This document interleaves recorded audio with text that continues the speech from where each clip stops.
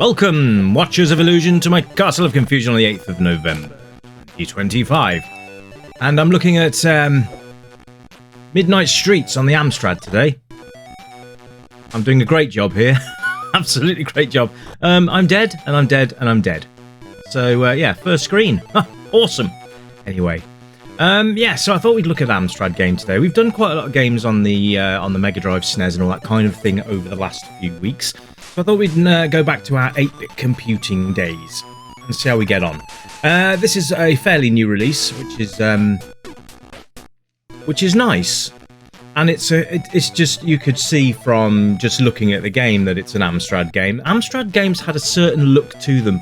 I'm trying to find a way I can describe that to you, but they all seem to have this really vibrant colour palette. And they were instantly recognisable as Amstrad games. That's the best description I can give you. But anyway, this game is a screen-by-screen platformer stroke beat-em-up, and it's quite good. So far, it's not easy, but it's good. So we'll persevere with it and see how we get on. But yes, this is very pretty-looking game, actually. All these different types of enemies and stuff on the screen. I'm trying to work out what they are. This was the one problem with the Amstrad, is sometimes graphics were a little bit hard to decipher what was actually going on the screen. They look like flying wasps. Not that you get wasps that crawl around on the floor, you understand, but I'm trying to figure out what they are. Maybe the developer, if he watches this video, can tell me what it is in the comments. Anyway, so we've got these dudes that walk backwards and forwards at the top there, you can see that. And then we've got something down the bottom. Oh yeah, and just so you know, everything tries to kill you, or everything will kill you if you're not sure or not careful. So, yes. Screens are laid out quite nicely, which is good. So you've got, the idea is to basically get from one end of the screen to the other, and then you can progress on your mission. And yeah, so it's actually very good fun, despite it being quite hard. But it is quite good fun, and that's what I liked about the 8-bit machines. I mean, I'm not saying that all the games on the 8-bits were good, because they weren't. Some of them were absolute trash. But the point I'm trying to make is that because they didn't do so well graphically, they made up for with some rather excellent gameplay. At least that was the theory behind it all, anyway. But this is fun. This is a fun one. Nice little beat 'em up. Let's have a quick look at the UI, because there is one, and it's massive. So we've got in the bottom left how many lives we've got left there. You can see we've got 4 lives left currently. The name of the game in massive letters there, which is great. And then in the bottom right-hand corner, how many points you've scored. I think you get about 100 points per enemy that you smack in the face.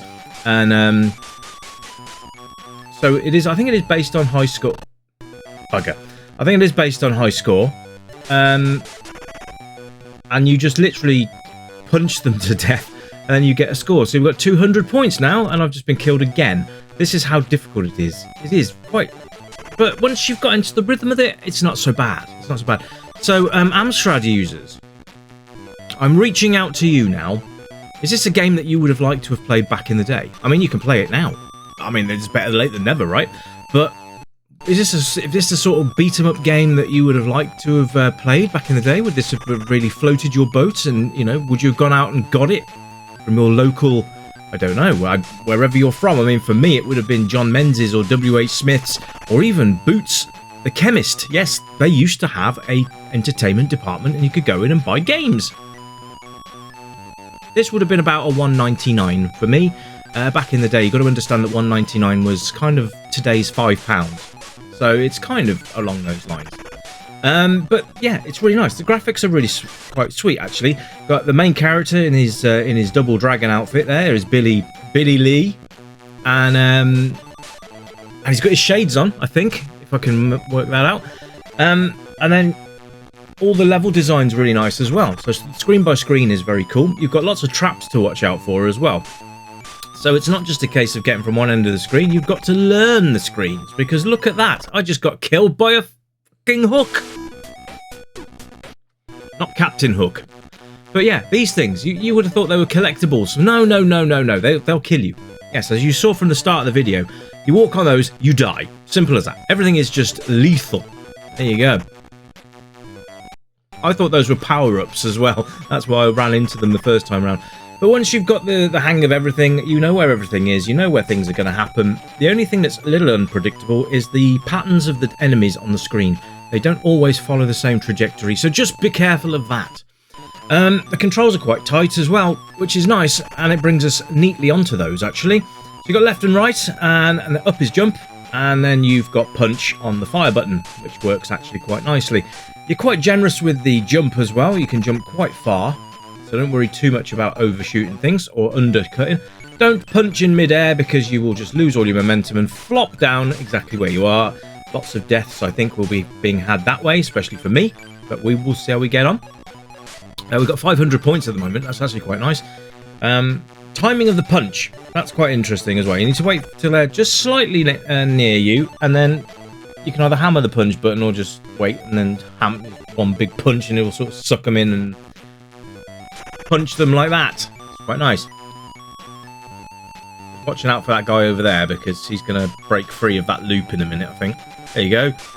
So yeah, you've got to be careful. You've got bloody hell. You've got a lot of things to worry about, a lot of things to take care of, and but it does make for a good game. Why is that though? Because you've got to be on the ball. This isn't a game you can sit on your haunches and go, actually, I'll watch some TV while I play this one. No. You watch TV, you're dead. Well, your character is. You're not, because that would be tragic. But yes, it's nice to be coming back and playing an Amstrad game. Trying to reset their patterns, see if I can get them done either way. It's nice to be playing an Amstrad game again.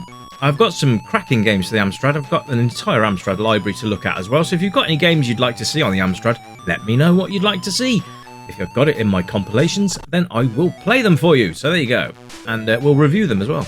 Oh, dear God. I'm not doing very well here, am I? Oh, we twatted him. Excellent. So we've got 800 points now. Woo-woo! Let's see if I can get him. Yes, I can. And there we go. Now we've made it. I'm not going to drop down there because I don't know whether we can. So I'm going to play it safe and go across this ravine of spikes. Yes. The music's nice as well. So you've got this music score going as you play. You've also got sound effects at the same time as well, which again is a real nice bonus. It's very nice, very nicely done actually. It's quite cool music. I like it. It's very catchy as well. And music and sound are your things in games, you're going to like this one. It's non-intrusive and it's actually quite good. Adds to the gameplay rather than detracts from, which is nice. I've got one life left. Bugger in hell. So we're going to probably have to do this again shortly, but there we go. Oh, there we go. I say no more. That's all it needed to be said, really. Anyway, the gameplay's very good. It is a learning game. So if your memory's not brilliant, I mean, mine's not fantastic, but if you're playing this in quick sequence like I have been here, you'll learn where everything is, what things do, when things drop down, that kind of thing. So it's fun in that respect as well, because you just get that little bit further every time because you're used to where things are, and I think that's quite a nice way of playing it. And I hope that you guys will go off and have a go as well. I'll put the developers in website in the description for you and go and check it out yourselves. And report back if you've had a play on this one.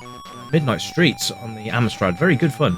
And replay value, it's of course replay value is there. You'll want to replay it just to get that little bit further. So even if you pick it up for 10 minutes and then you reload it later on, then you'll still come back to it because you'll want to finish it. I will be playing this one again, that's for certain. Not the easiest of titles, but that is more down to timing than anything else. But so it's an enjoyable game and a very enjoyable romp around in the world of Amstrad. So have a look at it, pick it up, buy it, whatever. Let me know in the comments though if you do play it, and let me know your thoughts. And if this interests, let me try that again. If this video interests you, then let me know in the comments and what it was about the game that makes you think you might want to pick it up. So that's about it from me. There will be a demo either later today or tomorrow, which is Sunday, and so it's quite a busy weekend for us retro enthusiasts, isn't it? So anyway, I hope you've enjoyed this one. So it's been Midnight Streets on the Amstrad. I've been Rich. This has been your show for Saturday the 8th of November, and I hope you've enjoyed it. So until next time, my friends, and I'll bring you something new for you to look at. It is bye for now, I suppose. You keep it retro. And as usual, it's bye for now. Bye-bye!